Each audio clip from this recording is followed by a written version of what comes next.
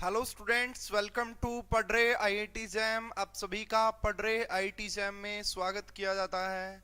Good afternoon to all of you. And कैसे हो भाई आप सभी बच्चे, और कैसी चल रही है आप सभी की तैयारी? ठीक है, तो हमने कल केमिकल काइनेटिक्स को स्टार्ट कर दिया था।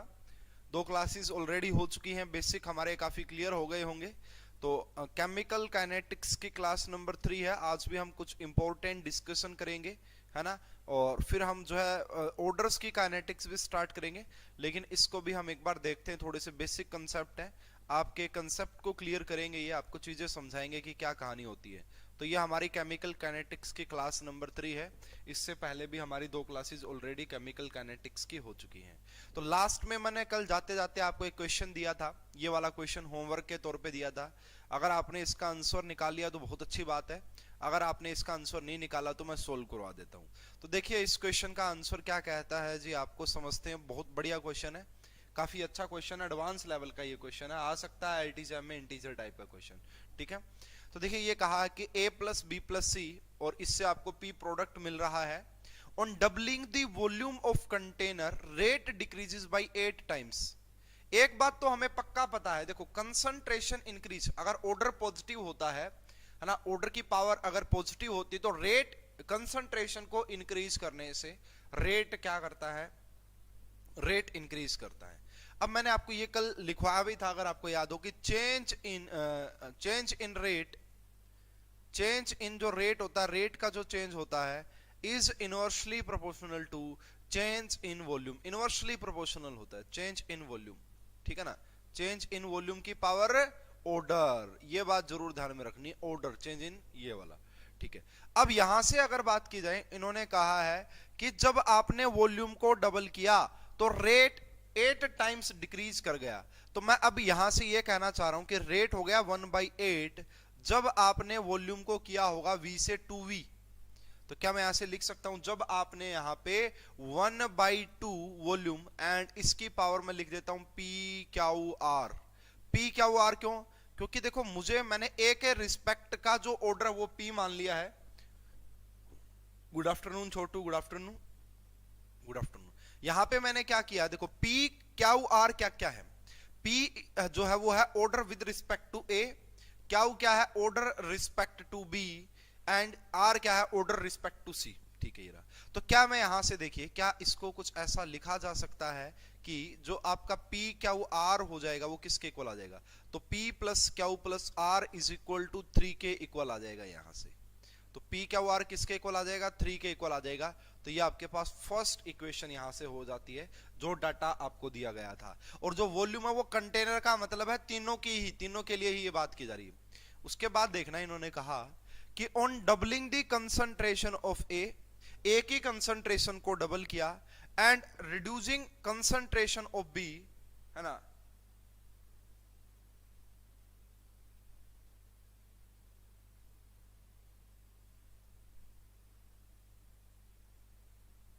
है ना। तो ये मैं क्या बताने की कोशिश कर रहा हूं, on doubling the volume of container rate decrease by A, on increase, on doubling the concentration of A and reducing the concentration of B, rate आपका 4 टाइम्स क्या कर गया, आपका रेट बिकम 4 टाइम्स, रेट 4 गुना हो गया।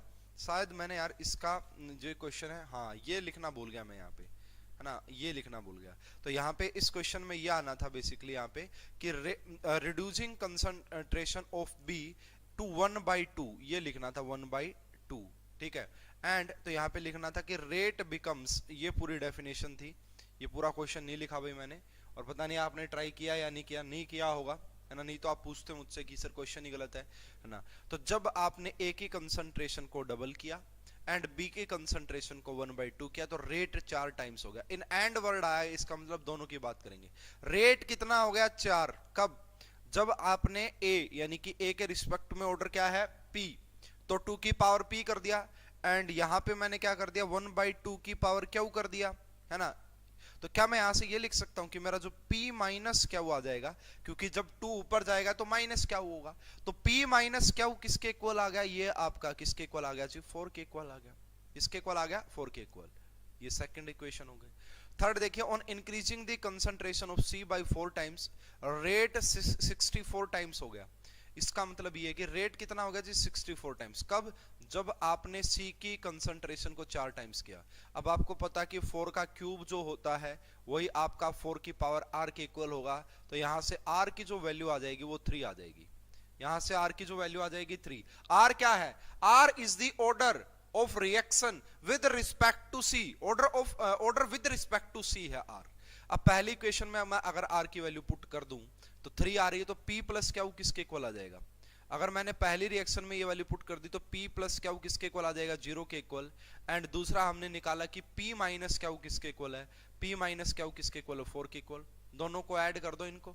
जैसे ही आप इन दोनों को ऐड करोगे तो जो 2P है वो 4 के इक्वल हो जाएगा, तो यहां से जो P है वो 2 के इक्वल आ जाएगा। P किसके इक्वल आ जाएगा? 2 के इक्वल आ जाएगा। तो कहीं पे मिस्टेक तो नहीं हुई है ना? हो सकता भाई, मुझे लग रहा है कि कहीं पे मिस्टेक हो गई होगी शायद। यहाँ पे मिस्टेक करी है हमने कहीं न कहीं। तो ये 2 की पावर, देखो ये जब आप करोगे ना तो 2 की पावर 2 होता है, तो ये 2 आएगा, सॉरी यहाँ से P minus Q is equal to 2 आएगा। एंड P माइनस क्यू अगर 2 आएगा तो ये आपका इस प्रकार से है। जब दोनों को ऐड करोगे तो P की वैल्यू यहाँ से आ जाएगी आपकी बेसिकली 1। P की वैल्यू क्या आ जाएगी यहाँ से? ये 2 के इक्वल, तो P की वैल्यू आ जाएगी यहाँ से 1, तो ये P की वैल्यू हो गई जी। एंड जब आप P की वैल्यू को यहीं पुट करोगे तो क्या की वैल्यू क्या आ जाएगी? -1। क्या की वैल्यू क्या आ जाएगी? -1। तो अब आपसे यही तो पूछा था कि इसका आपसे क्वेश्चन में बोला था determine order with respect to ABC and rate law expression. तो A के रिस्पेक्ट में जो ऑर्डर आएगा है ना वो 1 होगा। अगर मैं इसका रेट ला एक्सप्रेशन लिखूं इसके लिए तो वो K, यहाँ पे जो A है A के रिस्पेक्ट में ऑर्डर 1 आएगा, B के रिस्पेक्ट में जो ऑर्डर आएगा वो -1 आएगा, एंड C के रिस्पेक्ट में जो ऑर्डर आएगा वो 3 आएगा। अगर आपसे ओवरऑल ऑर्डर पूछा जाता P minus Q is equal to 2 होगा, एंड यस बिल्कुल सही है। तो ओवरऑल ऑर्डर जो आ जाएगा आपका इस क्वेश्चन का वो आपका आ जाएगा 3। Overall order of this reaction is equal to 3। ठीक है, तो ये थी भाई आपका जो लास्ट का क्वेश्चन था। मैंने एक क्वेश्चन होमवर्क दिया था आपको, तो वो ये क्वेश्चन था। हेलो राहुल, आप काफी दिन से क्लासेस में नहीं दिख रहे थे मुझे। Suryansh, good afternoon. चलिए, अब जो हमने ये ऑर्डर पढ़ा है इसके बारे में कुछ और इंपॉर्टेंट पॉइंट्स को जरूर पढ़ना बनता है कि जो हमने ये ऑर्डर पढ़ा है, ऑर्डर ऑफ रिएक्शन, इसके बारे में कुछ पॉइंट्स मैं बता रहा हूं। एक एक पॉइंट्स को बड़े ध्यान से समझिएगा। अगर उनको आपके लिए क्वेश्चन बहुत ही कंसेप्चुअल बनाना है तब जाके ऐसे क्वेश्चन आपसे पूछे जा सकते हैं। तो मैं कुछ पॉइंट्स लिखवा रहा हूँ, एक एक पॉइंट का मीनिंग भी बताऊंगा कि क्या क्या है। एंड वैसे तो भाई देखो, पूरी हमारे पास एक डाटा होता है, पूरी रिएक्शन होती है। जैसे सबसे पहले मैं कुछ रिएक्शन यहाँ पे जरूर लिखूंगा और बताऊंगा। देखिए आपको क्या लग रहा है,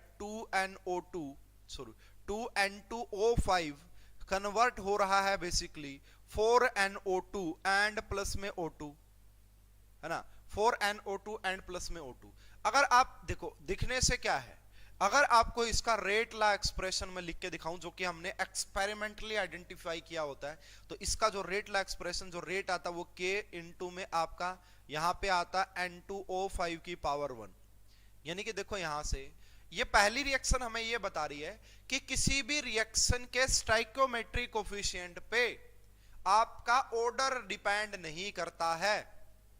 देखो ये क्या है, ये एक रिएक्शन लिखी हुई है और ये मैंने क्या लिखा हुआ इसका, ये रेट ला एक्सप्रेशन है। ये कहां से पता लगा होगा, ये एक्सपेरिमेंट से पता लगा है हमें। अब ये बिल्कुल ट्रू है, ये बिल्कुल ट्रू है। तो यहां से एक बात क्लैरिफाई हो रही है इस चीज की, बाय एक्सपेरिमेंट आप लिख भी सकते हैं कहां से आया एक्सपेरिमेंट। तो यहां से ये बात पता लग रही है हमें, है ना, कि आपका जो ऑर्डर ऑफ रिएक्शन उसका स्टोइकियोमेट्रिक कोफिशिएंट से कोई लेना देना नहीं होता है।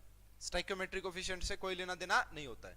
ठीक है, उसके बाद जैसे मैं एक और इक्वेशन आपको लिख के दिखा देता हूं कि मान लो 2O3 आ गया और ये कन्वर्ट हो रहा है 3O2 में। ठीक है, तो इसका जो रेट ला एक्सप्रेशन होता है वो कुछ ऐसा होता कि K इज इक्वल टू, है ना, O3 का स्क्वायर कर देते हैं, O3 की पावर 2 होता है, एंड यहाँ पे जो O2 होता है उसकी पावर 2 नेगेटिव होता है। तो काफी इंपॉर्टेंट यहां से एक पॉइंट का हमें पता लग गया। अगर आप इसको देख पा रहे हो, इस रेट ला एक्सप्रेशन को देख पा रहे हो, तो यहां से हमें यह पता लग गया कि रेट ला एक्सप्रेशन में देखो ज्यादातर अभी तक जो हमने केस पढ़े वहां पे यही पढ़ा है कि जो रेट ला एक्सप्रेशन होता है ना आपका, उसमें रिएक्टेंट ही दिखता, बट यहाँ पे प्रोडक्ट भी दिख रहा है। इसका मतलब है कि रेट ला एक्सप्रेशन में आपको प्रोडक्ट भी देखने को मिल सकता है। समझ में आ रही है बात?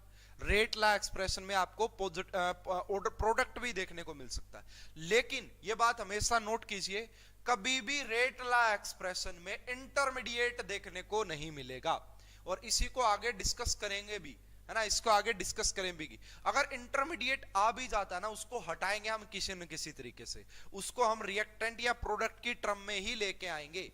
कभी भी आप रेट ला एक्सप्रेशन में किसको नहीं रिप्रेजेंट कर सकते, कभी भी आप रेट ला एक्सप्रेशन में इंटरमीडिएट को नहीं रिप्रेजेंट कर सकते। तीसरा, एक और मैं इक्वेशन आपको लिख के दिखाऊंगा, और ये सारे पॉइंट मैं नोट भी करवाऊंगा आपको। आपके पास एक रिएक्शन है 2SO2, इसकी आपने रिएक्शन करवाई O2 के साथ, यहां पे आपने NO लिया है, NO, ये ना भाई काफी फेमस रिएक्शन होती है। कोई स्टूडेंट बता सकता है ये कौन सी रिएक्शन है?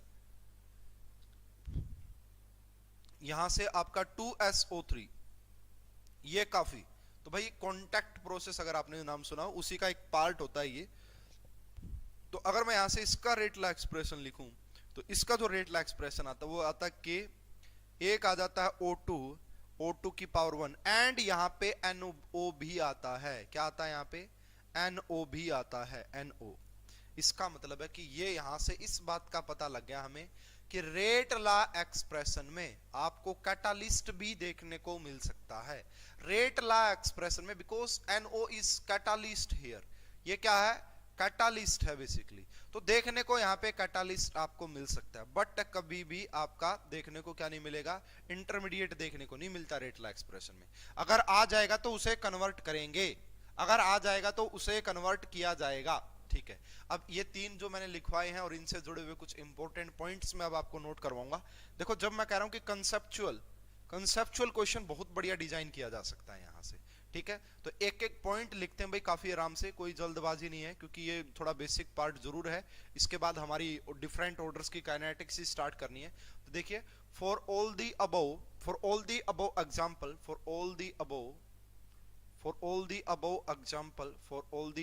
एग्जांपल, इन सभी एग्जाम्पल को देख के, for all the above example, it is clear that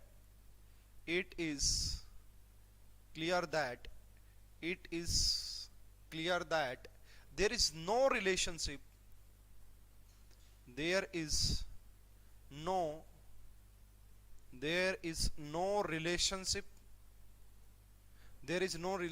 between stoichiometry of the reaction, किस के बीच में? stoichiometry of the reaction and order of the reaction, यानी कि स्टाइक्योमेट्री और ऑर्डर ऑफ द रिएक्शन के बीच में यहाँ पे कोई भी रिलेशन नहीं होता, ठीक है। कभी भी हम किसी रिएक्शन की स्टाइक्योमेट्री को देख के ये नहीं बता सकते कि वो इतने ऑर्डर की रिएक्शन रही होगी। हाँ, एक के लिए जरूर बता सकते हैं, अगर वो आपका सिंपल या फिर एलिमेंट्री रिएक्शन है। इसी पॉइंट को मैं यहां से लिख देता हूं, सेकंड यही पॉइंट मैं लिख देता हूं अगर आप कहोगे, ठीक है। तो ये पॉइंट मैं जरूर लिख देता हूं इसके साथ में। सेकंड पॉइंट आप जरूर नोट बना के लिखिएगा, देखिए काफी इंपॉर्टेंट पॉइंट है, स्टाइकोमेट्री से जुड़ा हुआ। ओनली फॉर सिंपल, है ना, तो यहां पे हम क्या लिख रहे हैं? चलो ये ओनली फॉर, ठीक है, इसको लिख देते हैं यहां से। देखिए, only for simple and elementary single step reaction, simple या तो सिंपल बोलते हैं इसे, या फिर इसे बोला जाता है आपका एलिमेंट्री सिंगल स्टेप रिएक्शन। देखो भाई, आपको पढ़ाएंगे कि जो रिएक्शन मैकेनिज्म मैं पढ़ाऊंगा, केमिकल काइनेटिक्स में ही पढ़ाऊंगा, तो वहां पे मेजरली दो टाइप की रिएक्शन, एक तो एलिमेंट्री होती है, जो एक तो एलिमेंट्री रिएक्शन होती है और एक कॉम्प्लेक्स रिएक्शन होती है। अगर आपकी रिएक्शन एलिमेंट्री रिएक्शन है तो जो रिएक्टेंट की स्टाइक्योमेट्री रहेगी वही ऑर्डर ऑफ द रिएक्शन हो जाता है। लेकिन ये सिर्फ और सिर्फ किसके लिए होता है? अगर उसकी मोलिकुलैरिटी 1 है, अगर वो सिंपल या सिंगल स्टेप रिएक्शन होती है, ठीक है। तो रिएक्शन, तो यहां से लिखिए, अब इसके पीछे भी रीजन है एक, तो order of reaction is equal to, है ना, order of reaction is equal to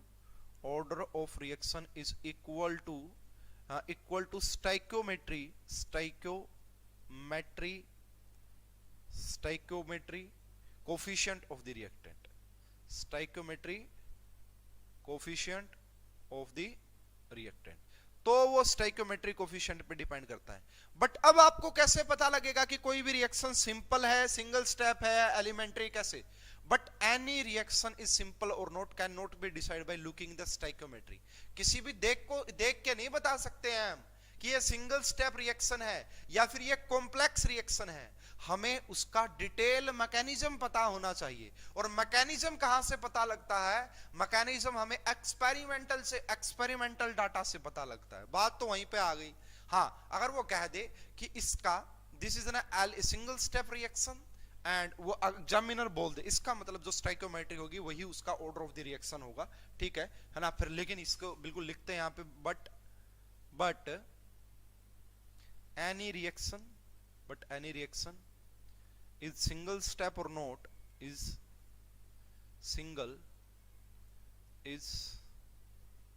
single step or not, we cannot decide by looking the reaction.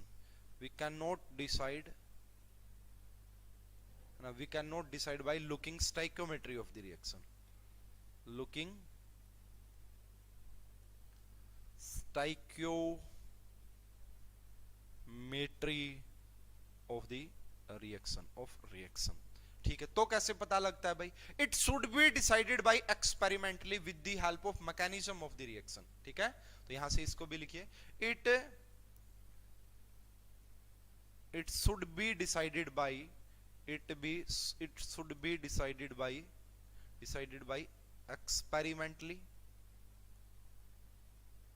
experimentally with the help of mechanism of reaction. तो ये चीज हम किससे define कर सकते हैं? रिएक्शन के मैकेनिज्म से डिफाइन कर सकते हैं। ये हम कैसे डिफाइन कर सकते हैं?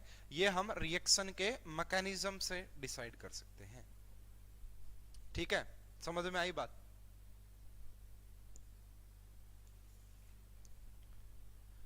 नेक्स्ट पॉइंट, ये दूसरा ही पॉइंट था। तीसरा जो पॉइंट है, मैं सारे पॉइंट्स आपको जरूर लिखवाऊंगा। सारे ही पॉइंट अपने आप में बहुत ज्यादा इंपॉर्टेंट है, इनकी काफी इंपॉर्टेंट एप्लीकेशन है। Order is always determined experimentally which is fixed, but stoichiometry of the reaction in the hands of student which can be changed. देखिए, ऑर्डर हमेशा, मैं इसके कुछ एक दो न्यूमेरिकल्स भी आपको करवाऊंगा जिससे मैं ये प्रूव कर दूंगा। सर, रेट ऑफ रिएक्शन क्या नंबर ऑफ फोटॉन्स पे डिपेंड करते हैं या नहीं? देखो, रेट जो होता है ना, रेट, सूर्यांश, मैं इसी पॉइंट पे आ रहा हूं। आप एक बार पूरी बात सुन लो, उसके बाद आप जो भी डाउट है वो पूछना। मैं आ रहा हूं, अभी आप वाला पॉइंट भी आ जाएगा। तो मैं यहां से ये कह रहा हूं, तीसरा पॉइंट यही है कि ऑर्डर इज, देखो धीरे धीरे मैं सारे पॉइंट है, ये इसीलिए कंसेप्चुअल क्लास है काफी। Order is always determined experimentally, always determine experimentally. Order is always determined by experimentally, है ना? which is fixed. हम कैसे भी करके ऑर्डर को चेंज कर ही नहीं सकते हैं, फिक्स होता है वो। इस रिएक्शन का इतना ऑर्डर है तो है, एक्सपेरिमेंटली है। बट स्टोइकियोमेट्री, है ना, बट जो आपकी स्टोइकियोमेट्री होती है, stoichiometry in the hands of student, stoichiometry of the reaction in the hands of student which can be changed, ठीक है? which can be changed। तो आप स्टोइकियोमेट्री को चेंज कर सकते हो, बट ऑर्डर को चेंज नहीं होता है, ठीक है? चलो जी, तीसरा एंड फोर्थ पॉइंट, हालांकि मैंने एग्जांपल तो दिए हैं, वहां पे एक्सप्लेन कर दिया था, लेकिन लिखवाना जरूर बनता है इस चीज को, है ना? आगे जाके स्टडी स्टेट अप्रोक्सीमेशन का भी यूज करना है, तो ये थोड़ा सा बेस बनता जाएगा। तो यही है कि जो आपका RLE होता है, RLE समझ गए होंगे कि जो आपका रेट लॉ एक्सप्रेशन होता है, नॉर्मली, है ना, आप नॉर्मली केस में ये देखेंगे कि rate law expression normally involve reactants.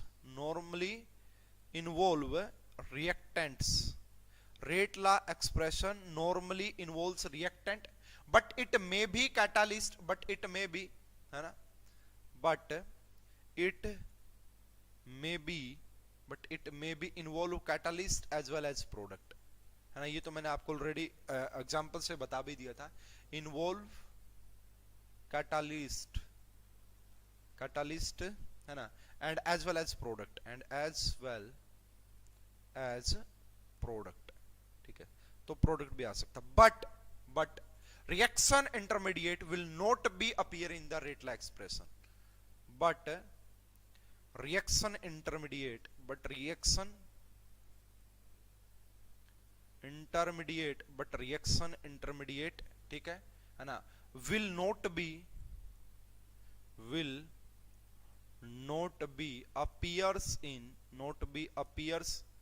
appears in rate law expression, है ना। आगे जाके मैं आपको पढ़ाऊंगा, अगर आपका इंटरमीडिएट आ जाता है, ठीक है ना, क्योंकि जो कॉम्प्लेक्स रिएक्शन होती है ना वहां पे देखने को मिलता है, कॉम्प्लेक्स रिएक्शन के एक स्टेप में आप देखने को मिलेगा कि इंटरमीडिएट आ गया, तो हम क्या करते हैं, उस इंटरमीडिएट को हटाते हैं रेट लॉ एक्सप्रेशन में से। अलग अलग मेथड होते हैं। अब आ जाते हैं जी फिफ्थ पॉइंट पे, एंड फिफ्थ पॉइंट जो है वो काफी हद तक शायद सूर्यांश का जो डाउट है उसको क्लैरिफाई कर पाएगा, समझ जाएगा वो।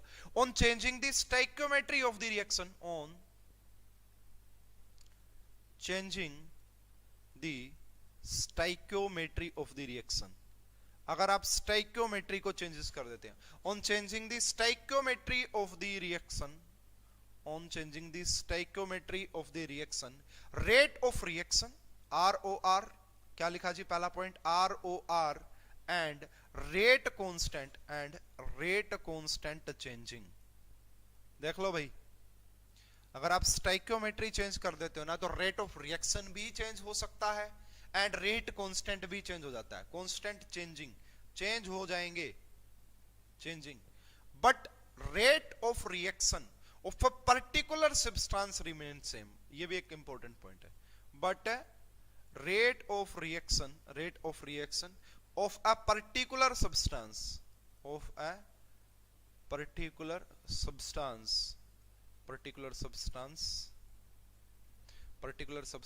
remain same। किसी एक जो रिएक्टेंट या प्रोडक्ट का जो रेट रहेगा remains same, remains constant लिख सकते हो आप, remains same, ठीक है। तो देखो जो सूर्यांश कह रहा था कि रेट ऑफ रिएक्शन क्या नंबर ऑफ फोटॉन्स पे डिपेंड करता है या नहीं, देखो कंडीशन होती है अलग अलग भाई। फोटॉन्स के ऊपर कैसे कह रहे हैं मुझे, मतलब रेट ऑफ रिएक्शन फोटॉन्स किस कौन सी रिएक्शन है, फोटोकेमिस्ट्री है ना, क्या मतलब क्या कहानी है इसकी, ठीक है सूर्यांश। तो ये है कहानी बेसिकली, अभी तक तो हम पढ़ रहे हैं ये, ठीक है। अब देखो भाई sixth point is also very very much important point, sixth point काफी ज्यादा इंपॉर्टेंट है, काफी अपनी एप्लीकेशन है इसकी, ठीक है। सिक्स पॉइंट की एक बार बात देखते हैं कि क्या है, ठीक है। तो यहां पे है कि ऑर्डर ऑफ द रिएक्शन, देखो ये एक अलग सा पॉइंट अपना, order of the reaction also change with the condition where reaction is performed, order of reaction also changes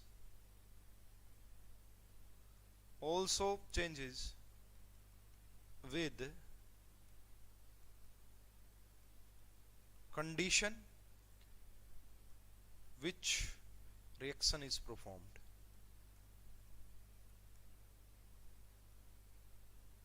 देखिए ये काफी इंपॉर्टेंट पॉइंट, ये कह रहे हैं कि ऑर्डर भी चेंज हो जाता है अगर आप किसी रिएक्शन की कंडीशंस को चेंज कर देते हैं, ऑर्डर भी चेंज हो जाता है अगर आप किसी रिएक्शंस की कंडीशन को चेंज करते हैं। एग्जांपल के तौर पे एक एग्जांपल लिखते हैं, यहां पे एग्जांपल देखिएगा, तो यहां पे यही है कि decomposition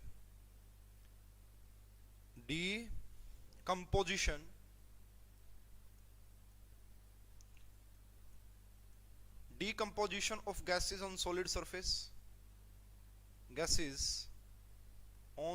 surface, decomposition of gases on solid surface follows first order at very low pressure,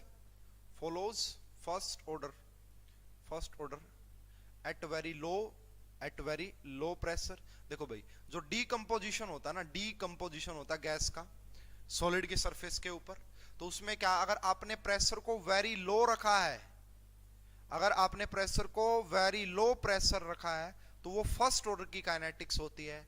अगर वहीं पे आपने and zero order at high pressure, and zero order at high pressure. तो देखो जैसे जैसे आपने रिएक्शन की कंडीशन को चेंज किया वैसे वैसे ऑर्डर भी चेंज हो सकता है, बट ये भी हमें कहां से पता लगता है ना, ये भी हमें सिर्फ और सिर्फ एक्सपेरिमेंट के थ्रू ही पता लगता है। ओके स्टूडेंट्स, क्लियर है ये पॉइंट आपको? चलो एक मैं बहुत अच्छा क्वेश्चन करवाता हूँ, देखिए जब आएगा तो बड़ी प्रॉब्लम होगी स्टूडेंट को, क्योंकि इस टाइप के क्वेश्चन नॉर्मली करवाए नहीं जाते हैं। ठीक है, तो यही है कि rate of a certain reaction dependence on the concentration, rate of a certain reaction, rate of a certain reaction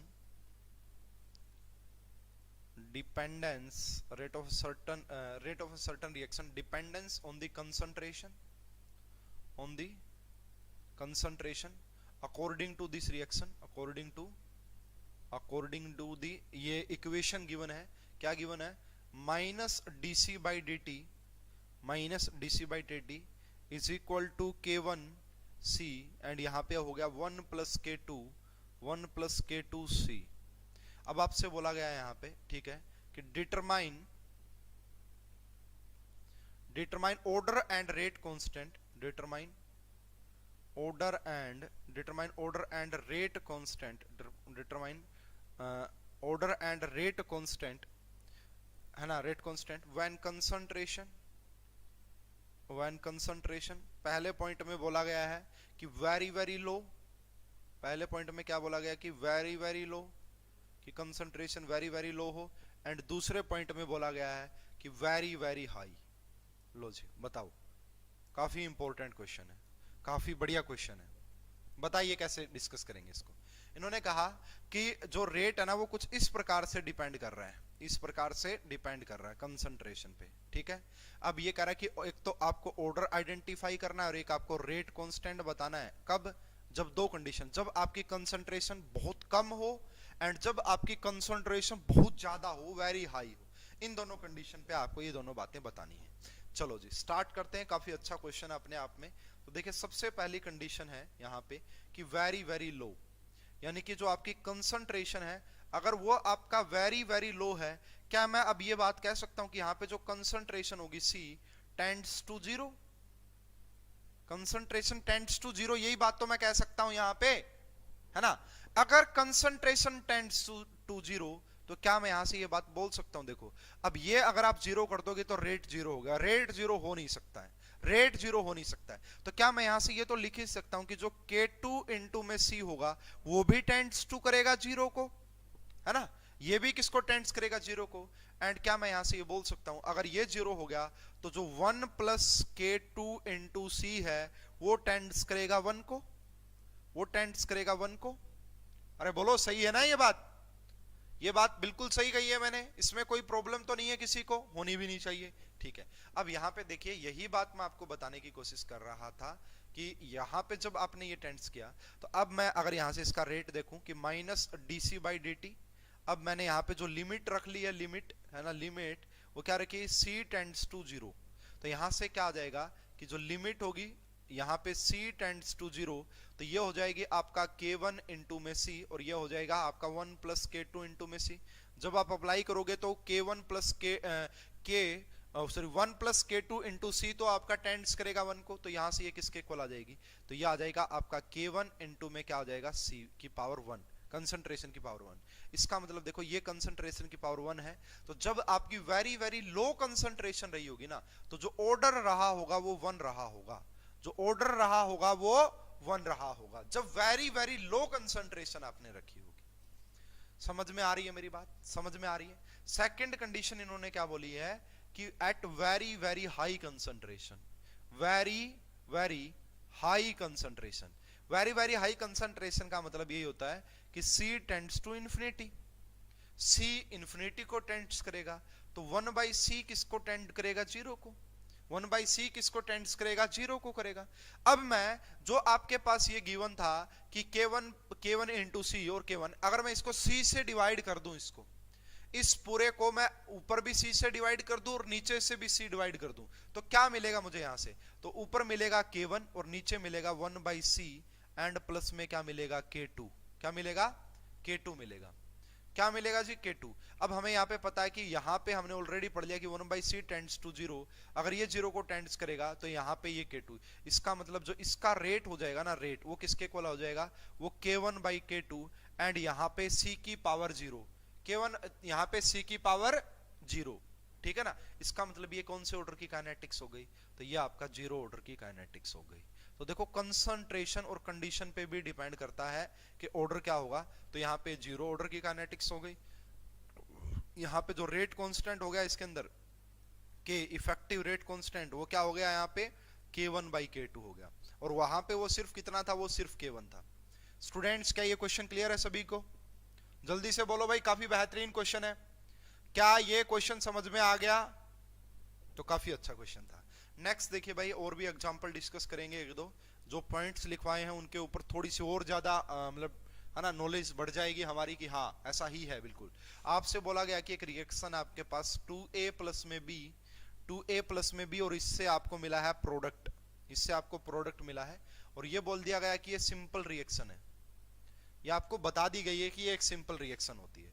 तो बोला गया कि इसका जो रेट होगा आपका, है ना, इसका जो रेट R1 रेट जो है, रेट ला एक्सप्रेशन भी गिवन है, K1 इंटू में a की पावर 2 एंड b की पावर 1, b की पावर 1। अब इन्होंने यही इसी क्वेश्चन में लिखा है कि इसको 4a कर दिया प्लस में इसको 2b कर दिया, 4a कर दिया प्लस में 2b कर दिया, और इससे आपका प्रोडक्ट बन गया, इससे आपका प्रोडक्ट। इसका भी आपको R2 दे दिया कि रेट ला एक्सप्रेशन दे दिया कि वो होगा आपका यहाँ पे K2, यहाँ पे a की पावर हो गया x एंड यहाँ पे b की पावर हो गया y।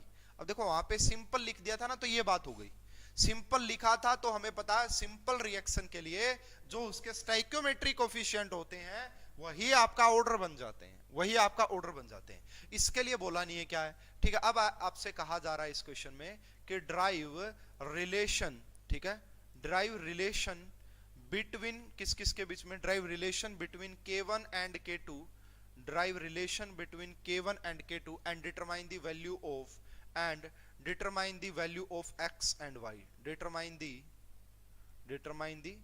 value of x and y, x and y। देखो भाई, अब जो मैंने पॉइंट लिखवाए हैं ना, अगर आपको वो पॉइंट याद है, अगर आपको वो पॉइंट समझ में आए हैं, तो बिल्कुल भी देर नहीं लगेगी आपको इस क्वेश्चन में करने, बिल्कुल भी प्रॉब्लम नहीं होगी आपको इस क्वेश्चन को सोल्व करने में। देखो सबसे पहले तो इन्होंने ये बोला है कि determine the x and y। अभी अभी मैंने एक पॉइंट लिखवाया था, मैंने अभी अभी क्या पॉइंट लिखवाया था, ये वाला पॉइंट कि order is always determined by experimentally which is fixed but stoichiometry of the reaction in the hands of student which we can change.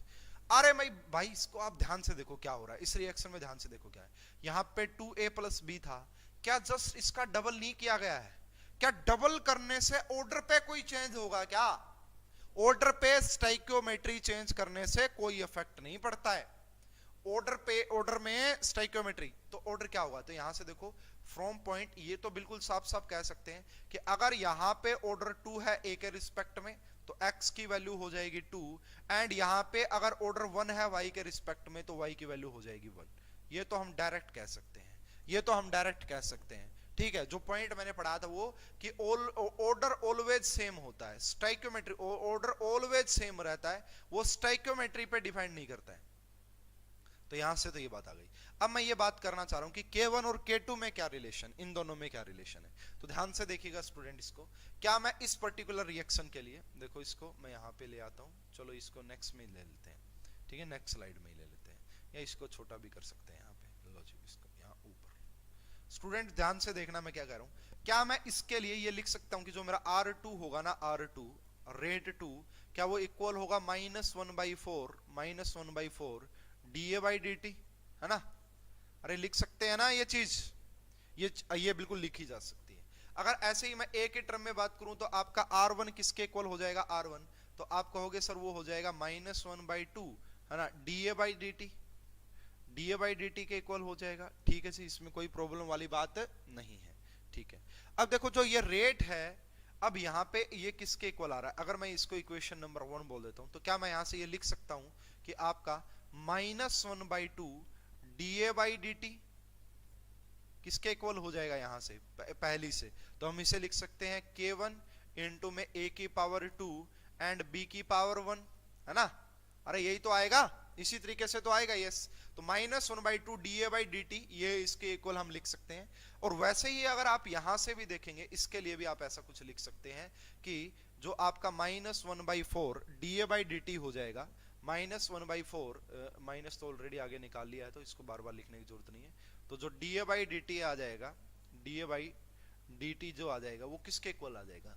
तो आप लिख सकते हो कि यहां से K2 एंड यहां से आप लिख सकते हो कि ये आपका 2 या ये आपका 1, या आप XY लिख लो, बाकी मैंने बता दिया कि वो सेम ही होंगे, है ना? XY भी लिख लो चाहे, बाकी वो सेम ही होते, उसमें कोई दिक्कत वाली बात नहीं होगी, ठीक है। अब अगर इन दोनों से हम dA/dt निकालें, देखो यहां से भी dA/dt निकालोगे तो ये 2 वहां चला जाएगा बस, ठीक है। तो यहां से जो -dA/dt की वैल्यू आएगी पहली इक्वेशन से, वो कितनी आ जाएगी? क्या मैं इन दोनों को इक्वल पुट कर दूं इसका ट्वाइस करके? देखो इसी में कर देता हूं मैं, है ना, लिखना ना पड़े ताकि ज्यादा। तो इसी में मैं क्या कर सकता हूं, इसको हटाता हूं यहां से 2 को, एंड यहां पे मल्टीप्लाई कर देता हूं इसके 2 के साथ, है ना? तो ये -dA/dt हो गया। एंड इसी प्रकार अगर मैं यहां से लगाऊं तो ये आपका ये हो गया। अब dA/dt तो सेम ही रहेगा, ये वाला और ये वाला तो सेम ही है, इन दोनों को इक्वल पुट कर दो भाई आप, है ना? इन दोनों को आप क्या पुट कर दो? इक्वल पुट कर दो। एंड जैसे ही आप इन दोनों को इक्वल पुट करेंगे, देखो सब कैंसिल आउट हो जाएगा, है ना? क्यों? इक्वल पुट करने से क्या होगा, ये आपका K1, है ना, एंड A की पावर हो जाएगी 2, एंड ये आपका B की पावर हो जाएगी 1, इनटू में ट्वाइस यहाँ पे किसके इक्वल हो जाएगा? K2 इनटू में 4, एंड आपका यहाँ पे क्या हो जाएगा आपका, है ना, ये आपका ये भी यही आएगा क्योंकि x और y की वैल्यू ऑलरेडी मैंने बता दी है, ठीक है। तो ये देखो ये पूरा इससे कैंसिल आउट हो जाएगा, इसका मतलब यहाँ पे ये आएगा कि इससे ये पूरा कैंसिल आउट हो जाएगा कि जो K1 है ना वो ट्वाइस हो जाएगा K2 का। ये इंपॉर्टेंट है। देखो मैंने आपको वहां पे एक पॉइंट लिखवाया भी था कि स्टाइकियोमेट्री चेंज करने से rate constant and rate of reaction change हो सकता है। स्टाइकियोमेट्री कोफिशिएंट चेंज करने से rate constant and rate of reaction change हो सकता है। हो भी गया। देखो इसका रेट कांस्टेंट क्या था? K1 था, सॉरी कहां गई वो रिएक्शन, इसका रेट कांस्टेंट क्या था? K1 था, एंड इसका K2 था, बट इनके बीच में रिलेशन क्या है कि K1 जो है ना वो आपका K2 का 2 टाइम्स है, K2 का 2 टाइम्स है। इसको मैं एक्सप्लेन करूंगा और भी काफी अच्छे तरीके से, इसी को जस्ट मैं अभी एक्सप्लेन करूंगा और भी काफी अच्छे तरीके से, ठीक है। कि भाई आपका जो पूरी रिएक्शन का जो रेट कांस्टेंट होता है और एक पर्टिकुलर जो है एक पर्टिकुलर रिएक्टेंट का जो रेट कांस्टेंट होता है, उनके बीच में क्या रिलेशन होते हैं, स्टेप की बात होती है ये कुछ इस प्रकार से, ठीक है। तो इसको डिस्कस करेंगे। समझ में आ रहा है आपको? समझ में आ रहा है ना ये कि क्या निकालना चाह रहे हैं बेसिकली हम यहाँ से? ये देखो मैं ये कह रहा हूँ भाई ये टॉपिक थोड़ा सा कंसेप्चुअल टॉपिक है, डेप्थ में जाके आपको चीजें समझनी पड़ेंगी, जब जाके समझ में आता है, इतना सिंपल नहीं है। नेक्स्ट एक और एग्जांपल, और इससे मैं एक काफी इंपॉर्टेंट आपको जो है डाटा बता दूंगा, है ना, वो याद रखिएगा। आपको एक रिएक्शन गिवन है N2 2NO25, ये मैंने लिखी भी थी अभी थोड़ी सी देर पहले। ये आपका ब्रेक होती है किसमें? 4NO2 में एंड प्लस में O2 में। अब है ना यहाँ पे आपको क्या गिवन है, अलग अलग जो है गिवन है डाटा। यहाँ पे इन्होंने लिखा है कि अगर आप -dN2O5/dt की बात करोगे तो वो इक्वल होता है आपका K1 इंटू में N2 की पावर O5 की पावर 1। ये इन्होंने बोला कि इक्वेशन 1 है, ये ऑलरेडी गिवन है सब कुछ अभी आपको। प्लस में यहाँ पे आपसे बोला है कि dNO2/dt उसका जो आपको गिवन है रेट कांस्टेंट वो K2 गिवन है, एंड यहाँ पे लिखा हुआ है कि ये भी आपका N2O5 1 होता है। ये आपके पास 2 इक्वेशन गिवन है। तीसरा जो आपको गिवन है प्लस dO2/dt, है ना, प्लस dO2/dt, और ये मैं निकालना भी बता सकता हूं आपको आगे जाके, लेकिन अभी नहीं। तो वो आपको गिवन है K3N2O5 की पावर 1 इंटू में 3। आपसे बोला गया drive an relationship between K1 K2 and K3। तो आपसे क्या बोला गया है यहाँ पे? आपसे यहाँ पे बोला गया है ड्राइव एन एक्सप्रेशन फॉर किस किस के लिए, किस किस के लिए? एक तो K1 के लिए, एक K2 के लिए एंड एक K3 के लिए। इनके बीच में क्या क्या रिलेशन आती है ये आपको बताना है। यानी कि बात कुछ ऐसे की जा रही है कि यहाँ पे जो ये रेट कांस्टेंट गिवन है ना, यहाँ पे ये जो रेट कांस्टेंट ऑफ रिएक्शन है ना, और रिएक्शन N2O5 के लिए गिवन है। ये जो रेट है ये N2O5 के लिए, ये NO2 के लिए, ये O2 के लिए, तो इनका रेट कांस्टेंट भी फिर कुछ इस तरीके से गिवन है। तो इसको आप कैसे देखेंगे और क्या यहाँ से कंक्लूजन निकालने की कोशिश की जा रही है वो देखिए। तो यहाँ पे देखो ये है कि जो मेरा रेट होगा पूरी रिएक्शन का वो किसके इक्वल होगा। क्या मैं यहाँ से लिख सकता हूँ कि -1/2, है ना, इसको देख के तो लिख ही सकता हूँ ना कि -1/2 एंड dN2O5/dt, यही तो रेट होता है। और यही किसके इक्वल हो जाएगा, देखो यही किसके इक्वल हो जाएगा इस रिएक्शन को देख के। ये तो मैंने आपको पहली क्लास में ही बता दिया था कि अगर आपको रेट ऑफ रिएक्शन और उनके बीच का रिलेशन निकालना तो कुछ इस प्रकार से निकाल सकते हैं। तो ये 1/4 एंड dNO2/dt एंड यही आपका इक्वल हो जाता है प्लस dO2/dt। ये तो इक्वल होते ही हैं एक दूसरे के, है ना, इसमें तो कोई प्रॉब्लम नहीं है ना। अब देखो रेट जो आएगा ना, मैं यहां से क्या कह सकता हूं कि मेरा रेट इसके इक्वल होगा। देखो पूरा अगर आप यहाँ पे कंक्लूजन निकालने की कोशिश करेंगे, यहाँ पे अगर आप इस पूरी रिएक्शन का कंक्लूजन निकालने की कोशिश करेंगे तो वो यही आ रहा है ना। इसका जो रेट ला एक्सप्रेशन होता है वो यही होता है। यहाँ पे देखो इसके जगह अगर मैं इसका जगह लिखूं तो आर का मतलब ये कांस्टेंट हो गया, इसको मैं बोल देता हूं इफेक्टिव रेट कांस्टेंट या फिर टोटल, ठीक है। ये आपका रेट कांस्टेंट फाइनल वाला ये इक्वल होता है N2O5 के। अब ये कहां से पता लगा, देखो वैसे तो मैंने रिएक्शन में भी लिखवाया हुआ है, ये मैंने लिखा हुआ है कि ये जो होता है ना रेट, इस रिएक्शन का रेट वो K इंटू में N2O5 की पावर 1 होता है, ठीक है।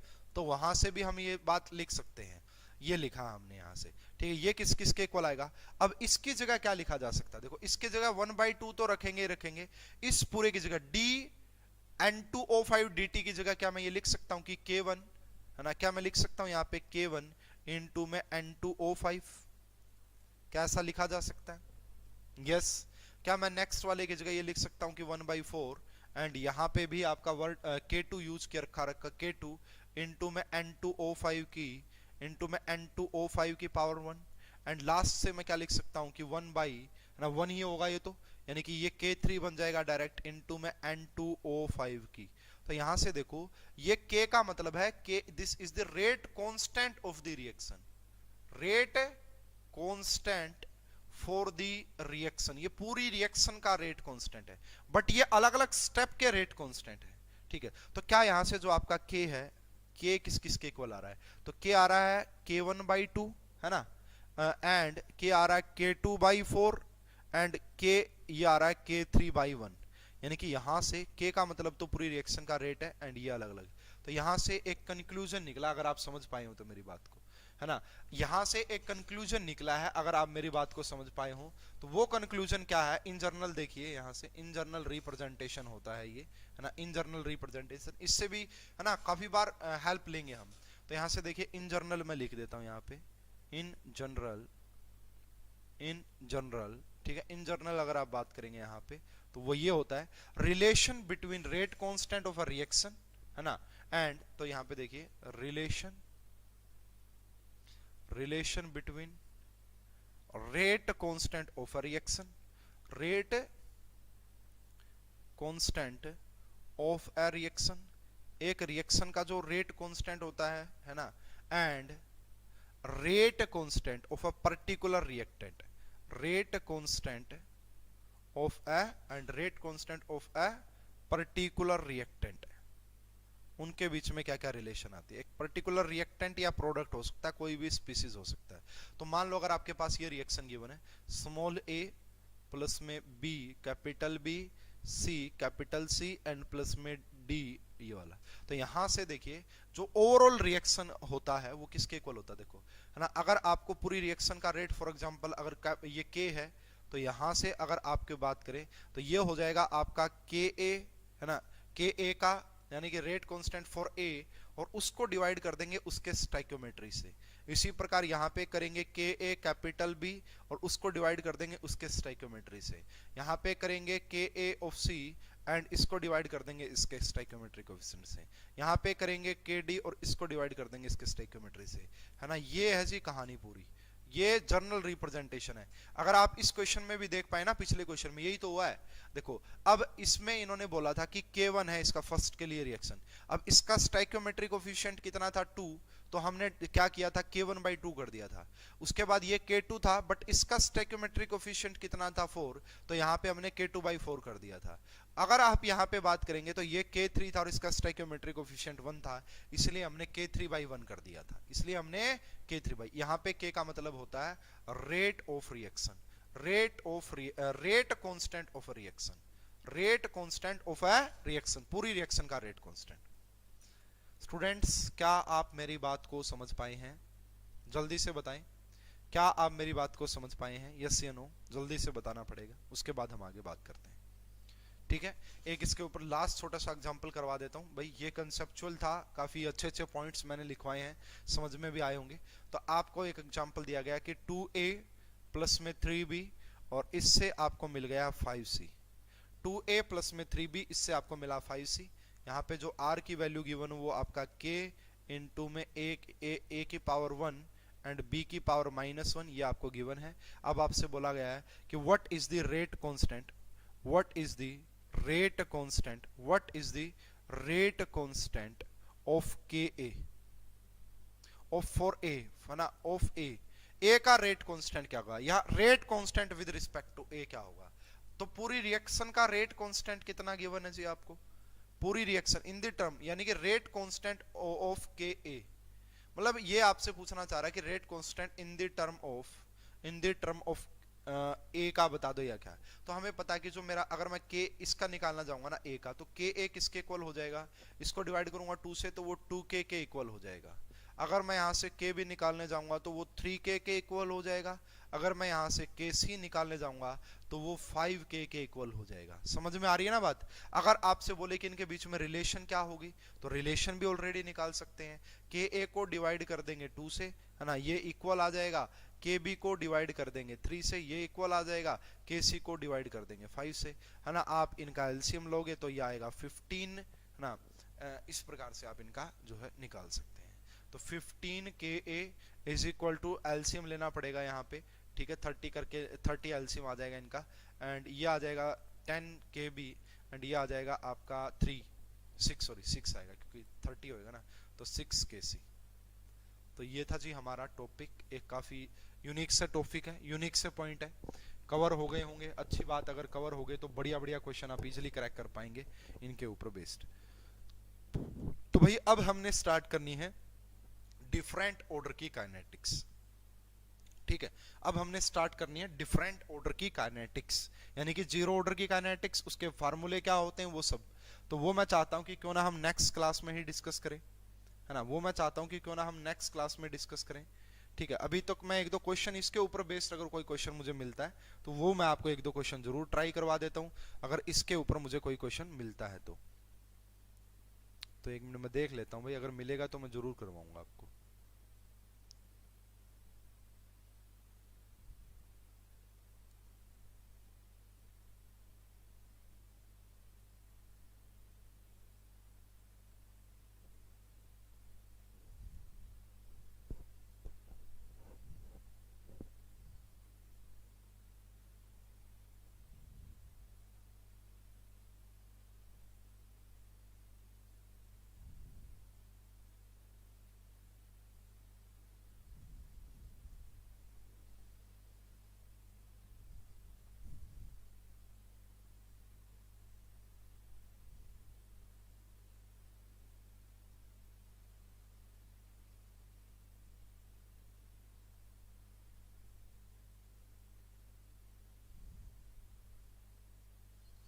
कोई बात नहीं, चलो भाई, तो नेक्स्ट क्लास में हम जीरो ऑर्डर की काइनेटिक्स पढ़ेंगे।